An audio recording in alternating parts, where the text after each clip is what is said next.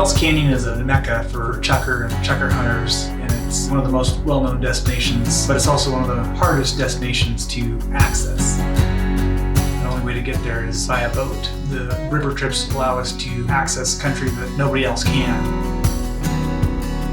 So we start our fall chukar hunts in Hell's Canyon the third Saturday in September. That's when Idaho opens. And they're an expedition style trip where we have a dedicated gear boat and gear boat team that moves downriver, sets camp. A guide and usually 2 or 3 guests will fish and hunt each day, and then we'll come into camp and the gear boat team will already have camp set with wall tents, cots, pretty comfortable camp. We divide our days in whatever way a client wants. So if the client wants to fish half a day and hunt half a day, we do that. If they want to just get out there and climb the canyon wall and find chukar, we just go after them, and sometimes after 2 or 3 days of that they need a break and ready to fish for a day. We provide all camping gear and food. Clients are expected just to bring their personal clothing, boots, usually a hunting vest, and people bring their own shotguns and shells and their own license. We provide everything else.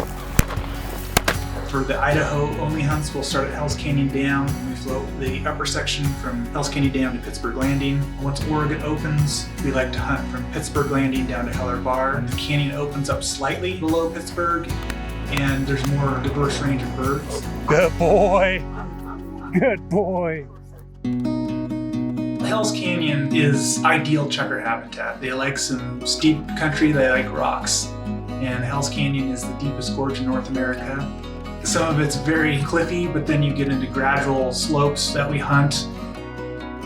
Another cool aspect of hunting Hell's Canyon is the history you find. You'll be hiking through into a canyon and you'll find an old grave site. You'll find an old cabin. Pictographs all over the place. It's hard to describe to people just because it is so big and majestic. It's well worth hiking just for the hiking itself.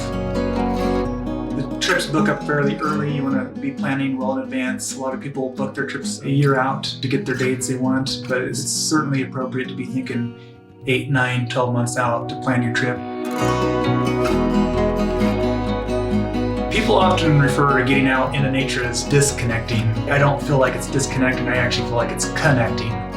The modern world with all the technology, that is disconnecting. For me, these road trips are connecting with the canyons, with the landscape, with your friends, with your family. We are a family-run business.